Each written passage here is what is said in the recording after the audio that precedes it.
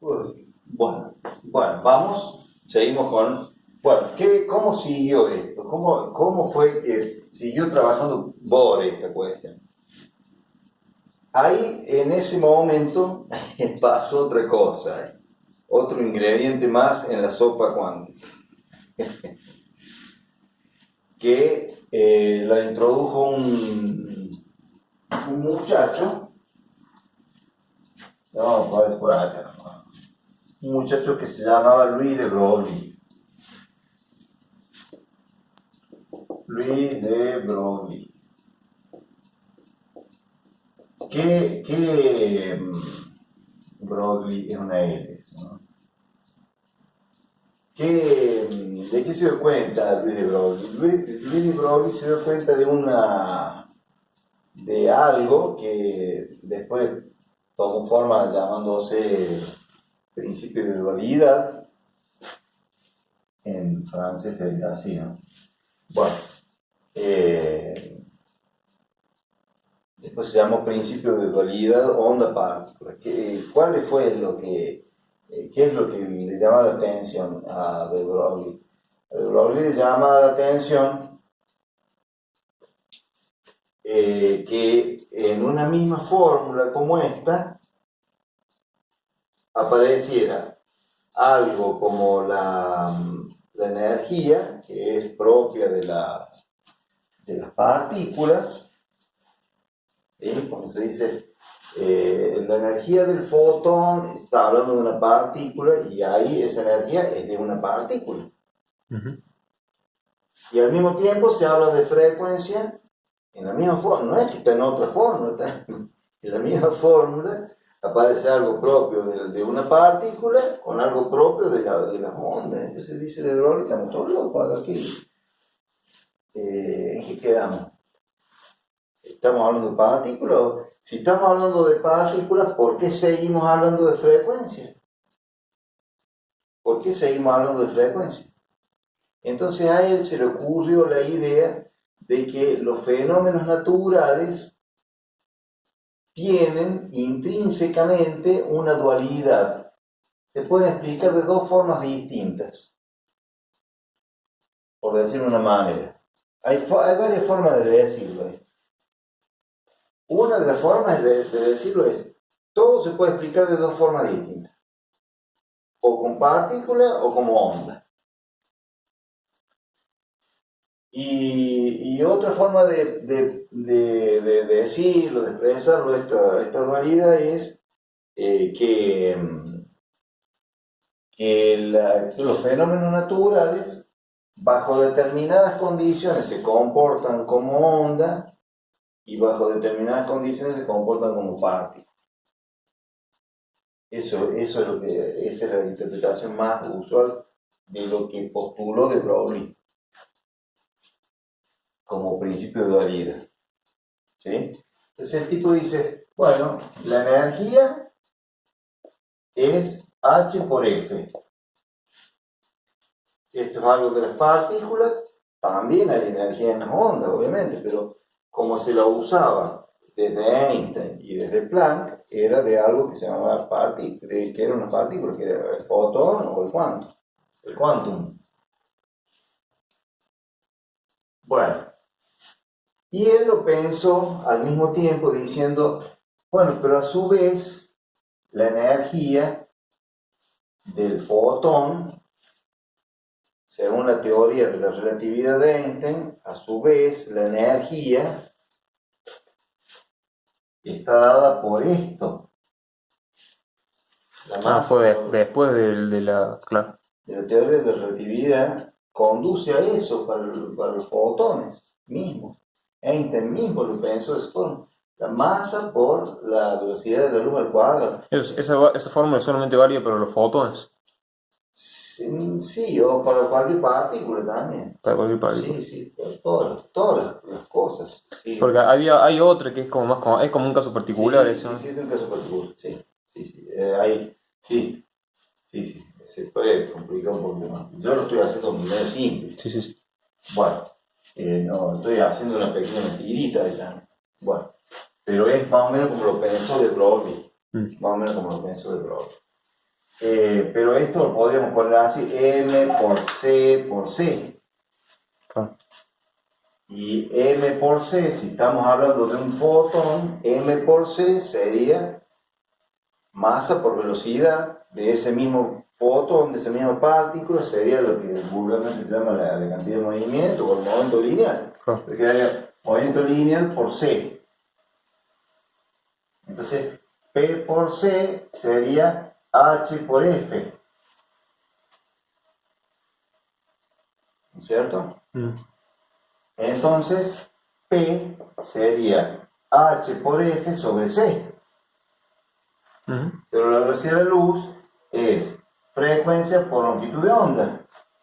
Entonces, ahí abajo, en vez de poner C, podría poner frecuencia por longitud de onda, y si me simplificaría la frecuencia, me quedaría que la cantidad de movimiento sería H sobre la longitud de onda. Esto y esto, ahí está la dualidad, según de Broglie. Magnitudes de las partículas, como la energía y la cantidad de movimiento o el momento lineal, y magnitudes de las ondas, como la frecuencia y la longitud de onda. Y están juntas en la misma fórmula. Y dice de Broglie, eso, si admitimos un principio de dualidad intrínseco a todos los fenómenos naturales, no entraña ninguna contradicción. No tiene por qué haber ninguna contradicción. Voy a apagar un poquito y me voy a poner la... ¿Y cómo sería eso de que bajo ciertas condiciones, digamos, los fenómenos físicos son partículas y bajo ciertas condiciones son ondas? Bueno, ahí está. Eso es importante. Eso. ¿Cómo son las condiciones estas? Bueno, por ejemplo, te digo uno. La luz, cuando se propaga, ahí perfectamente lo podemos explicar, como lo explicaba Maxwell, el dibujito de la bolita esa con los campos eléctricos y magnéticos, sí, perpendiculares. Sí. Bueno, la propagación de la luz, bajo las condiciones de propagación de la luz, sin interactuar con la materia, la luz pareciera comportarse como si fuera una onda, y de tipo electromagnética, y no hay ningún problema. Pero cuando interactúa con los electrones en un metal, ahí se comporta como partícula. Y tan en cuanto a energía, cuya energía es H por la frecuencia que tenía cuando era onda, digamos. ¿Ve? O sea, la luz cuando está viajando, propagándose, se comporta como onda perfectamente la luz. Y ese es el fenómeno natural, la luz. Eso es fenómeno, lo que observamos. Y se comporta como onda cuando no estamos viendo, no está interactuando con nada. No está interactuando con nada. Bien. Cuando está propagándose de onda. Y onda es ya un concepto teórico, una explicación. Y ahí ya sería, o sea, ahí sería lo de la onda electromagnética como resultado de la inducción, del campo eléctrico y magnético que varían con el tiempo. Ahí está todo eso, la teoría del electromagnetismo, las 4 leyes de Maxwell, que resueltas, aplicándolas al vacío y resolviéndolas, da que trata de la onda electromagnética. Con todos los chiches. Bueno, pero cuando interactúa con la materia, ¿cómo interactúa? Y bueno, mediante fotones. Claro, ahí se comporta como fotón, haciendo ese intercambio cuántico, y bueno, y ahí, ¿cómo es? Y bueno, entonces ahí tenemos la menor cantidad posible de materia, que es lo que es el átomo. La menor cantidad posible de electricidad, ¿cuál es? El electrón. Y la menor cantidad posible de luz, ¿cuál es? El fotón. Y la menor cantidad posible de sonido, el fonón. ¿Ve? Y eso, ahí estamos metiéndonos en la teoría cuántica, de que todos los fenómenos tienen una cantidad mínima, un quantum. Y todos se dan, digamos, mediante múltiplos, digamos, de... Y eso, y a su vez, por ejemplo, la mínima cantidad de información, el bit, ¿ves? Todo, y eso nosotros lo vemos muy naturalmente porque ya lo tenemos hace más de un siglo masticándolo a esto. Pero esas mínimas cantidades, a su vez, entre ellas interactúan también cuánticamente uno a uno, siempre. Y todo ese paquete de conceptos que son las mínimas cantidades y las interacciones entre esas mínimas cantidades, eso se llama mecánica cuántica. Esa es la ¿Cómo mecánica. es la definición? Esas mínimas cantidades que son los quantum, digamos, de cada cosa, Cada cosa y las interactúa. interacciones que hay a uno entre esas cantidades Exacto, mínimas, eso es la sí. mecánica cuántica, digamos. Sí, sí, lo que pasa es que después tiene Un trasfondo mucho un más trasfondo complicado. matemático Sí, sí. de la RPM, Está claro, que bien. es Sí, muy sí, sí. complicado. Sí, entiendo, sí, pero la Claro. idea básica sería esa. Sí, básicamente sería eso la definición de mecánica cuántica, o de física cuántica, como Claro. quieran decir. Bueno, ahora, por ejemplo, otro. ¿Y hay alguna distinción entre decir mecánica cuántica y física cuántica? Sí, por ahí hay alguna distinción, pero digamos que no. Sí, hay algunos que establecen una diferencia, pero eso no, me parece no es tan importante. Está bien. Mecánica clásica, la mecánica cuántica. Ujú. ¿Sí? La física, por ejemplo, la física clásica tiene varias partes, la óptica, la electricidad, el magnetismo y la mecánica que tiene dinámica, cinemática y estática. Ujú. Y bueno, y acá en la cuántica también podría hacerse esa distinción. Entonces, física cuántica sería un poco más general que Que mecánica cuántica, mecánica claro. Está bien. cuántica. Es como que mecánica se aplicaría al movimiento y ese tipo de Algo cosas. así, sí, Está porque bien. hay una cinemática y una dinámica cuántica, pero bueno, eh, bueno, más o menos por ahí. Eh, bueno, ahora te doy otro ejemplo de doble conducta. Por Ujú. ejemplo, un electrón. ¿Cómo es un electrón? Bueno, un electrón, cuando está conduciendo la corriente eléctrica, Es una onda. se comporta Ah, como no, una como partícula. partícula, claro. Es más, lo primero que se lo vio, siempre se lo vio como partícula el electrón. Cuando se lo descubrió como partícula. Pero Bohr, en un momento, se dio cuenta que cuando el electrón está dentro del átomo, ahí se comporta como onda. Claro. Se comporta como onda, porque ¿de dónde miércoles van a salir estos escalones y todas las zonas prohibidas si no es de la naturaleza ondulatoria del electrón dentro del átomo? O sea que el electrón cuando está en un cable, por ejemplo, fluyendo en una corriente eléctrica, ahí interactúa. Se comporta, Y ahí claro, se se comporta comporta como más que todo partícula, como digamos. partícula. Y cuando está dentro del átomo, en sus orbitales, digamos, ahí no interactúa y se comporta como onda. Algo así, Es una sí. cosa así. O sea, Como, o sea, la diferencia sería la interacción o la no interacción entre una algo cosa así, y otra. sí, sí, sí, más o menos, Más o menos, dicho más o sí, menos simple, digamos. sí, sí, sí, algo así. Está bien. Algo Ujú. así, pero no tan cierto eso, Está ¿no? bien. Bueno. Bajo determinadas condiciones el fenómeno es onda y bajo determinadas condiciones es partícula. Mm. Esas determinadas condiciones, cuidado que por ahí ya vamos a ver, según la mecánica cuántica, después no es del todo cierto, porque O sea, solamente siempre, sería válido eso que te digo de la interacción para la luz. sí, algo así. Para la luz, cuando no interactúa es onda y cuando sí interactúa es partícula. Está bien. Aparentemente es así y bastante con certeza es eso. Ujú. Para el electrón, cuando está fuera del átomo, corriendo como corriente eléctrica, Mm. es partícula. Cuando está dentro del átomo, es más onda que partícula. Ujú. ¿Y cómo es eso? Y bueno, es porque ahí es donde, para frenar un poquito, te voy a ver la cuestión de mapa.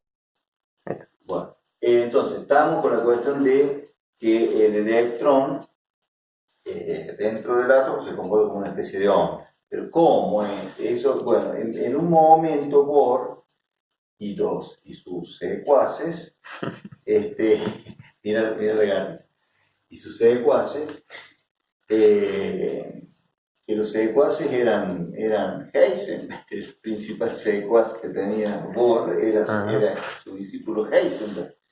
Es más, hay una foto donde sale Bohr pensando junto con Heisenberg esta teoría cuántica, pensándola ahí, los dos estaban ahí con una seriedad y mira cuando, entonces, y si pasara esto, ¿cómo sería? Y ay, bueno, entonces, porque mucho era para refutar, las críticas que le hacía Einstein Claro. en un congreso que se llamaba Congreso Solvay. Ujú. ahí se hizo una gran discusión entre Einstein, porque Einstein y Bohr acapararon todo, ahí se quedaron ellos dos, los otros quedaron mirando, ¿no? La discusión entre Einstein y Bohr. Y cuando terminaba cada día el congreso, se iban a sus casas A pensar, a pensar. Bohr con Heisenberg y había otro más, no me acuerdo si era Pauli, era, creo. Claro, la Bueno, exclusión de estaban- Pauli. Sí, exactamente. Estaban ahí los tres pensando y al final terminó ganando Bohr en el Claro. congreso ese, sí. Le refutó todas las críticas a Einstein. Bueno, entonces Bohr dice en un momento, esto después quedó en la nada, pero es útil a nivel didáctico. Él dice, supongamos, el núcleo, está el núcleo ahí, el núcleo. ¿Y por qué ese es el tercer nivel? ¿Qué pasa en el tercer nivel? Y bueno, en el tercer nivel, dice Bohr, podría pasar una cosa como esta, que el electrón, que se comporta como una especie de onda, hay una órbita circular, que es como si fuera una cuerda, dice Bohr. Y el electrón, que sería como una onda ahí adentro del átomo, tendría una longitud de onda que entraría una vez, dos veces, y entraría la tercera justo ahí, se ensamblaría. Claro. Si se llegara a ensamblar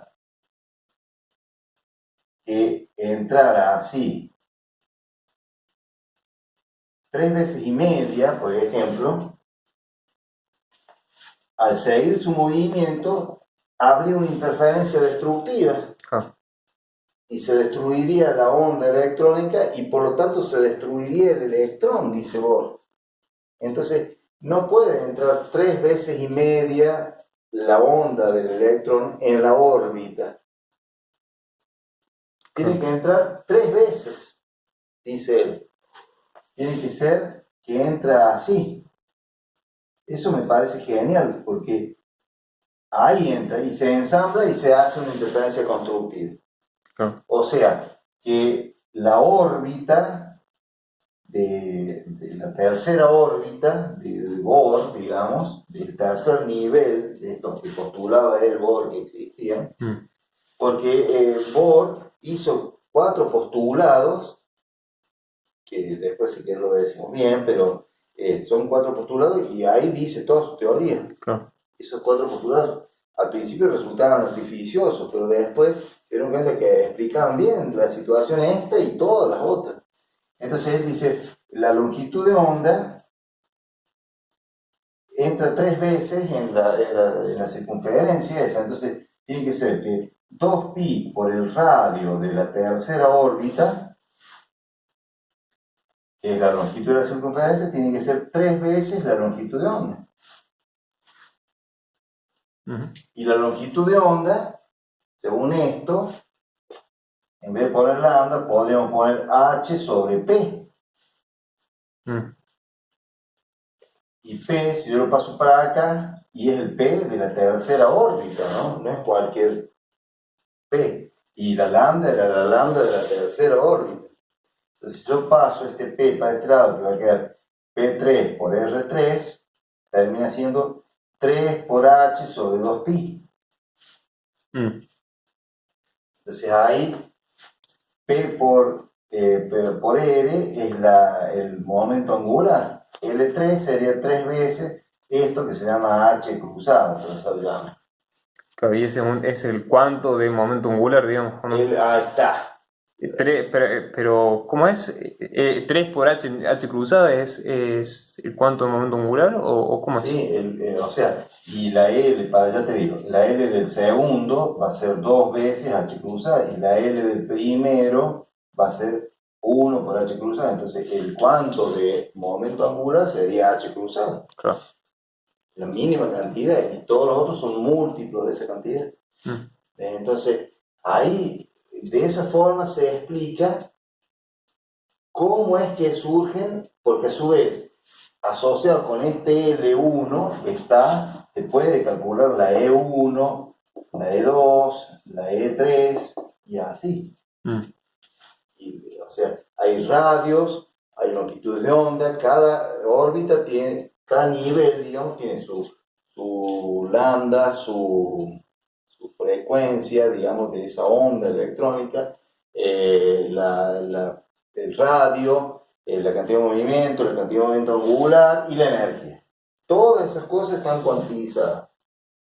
Uno para cada órbita, Sí, digamos. y hay fórmulas para calcular la E. Sí, a partir de esto, él llega a una conclusión que es terrible, que es la energía del nivel enésimo es menos una constante que se llama constante de Rayleigh, RH, por Z al cuadrado sobre N cuadrado.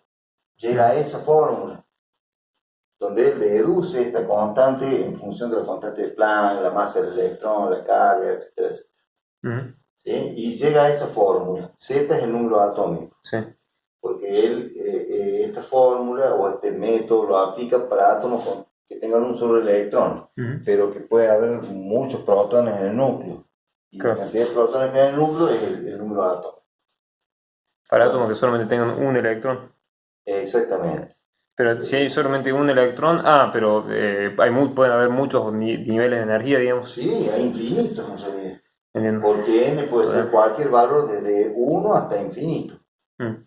Ahora, el gran éxito de la teoría de Bohr es que él calculando estas energías y calculando los deltas de energía, que son las energías de los fotones, llega justo exactamente a los valores de energías y de frecuencias, que habían encontrado Lyman, Balmer, Paschen y Fung. Ahí cuando llegó a eso, ahí ya quedó como aceptado que la teoría de Bohr andaba bien, sí, se aceptó y ahí fue, eso ya forma parte de la teoría cuántica original, digamos, la primitiva, la arcaica. Después fue dejada de lado, más vale, fue mejorada mucho, pero esa es la teoría, la primera teoría cuántica que hubo, hablamos 1920 y pico, por ahí. Está bien, voy a pausa. Bueno, lo que no quedó bien explicado recién, me parece, o nos parece, es que estas dos fórmulas a las que llegó de Broglie para el caso del fotón, después él las generaliza y dice, no son válidas solamente con el fotón, sino para todas las partículas, para todos los fenómenos naturales. Un auto tiene esta cantidad de movimiento y se puede calcular la lambda del auto. Claro. Y esta energía es la energía total. La energía total de una partícula. ¿Sí? Y puede ser vista desde el punto de vista relativista o no. Generalmente se lo toma desde el punto de vista de la relatividad restringida, la teoría de relatividad restringida. Y otra cosa que no sé si quedó claro es que esta es la tercera órbita, y ahí en la tercera órbita la onda electrónica entra 3 veces exacta.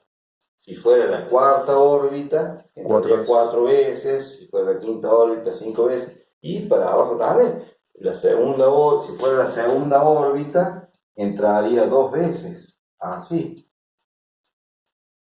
Y si fuera la primera órbita, entraría una sola vez y se quedaría una cosa así. Una parte afuera y otra parte adentro. La mitad de la onda y la mitad de la onda adentro. Bueno, y de ahí surgen estas otras posibilidades.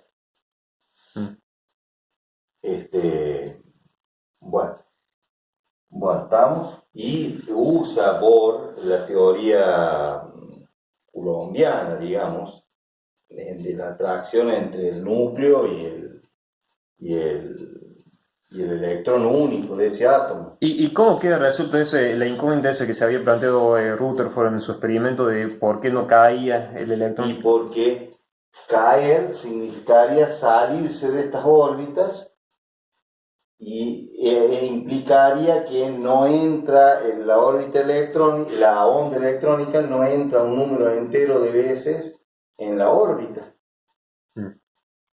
Y Bohr dice, no, esas son las únicas permitidas. Pero eso no está en contradicción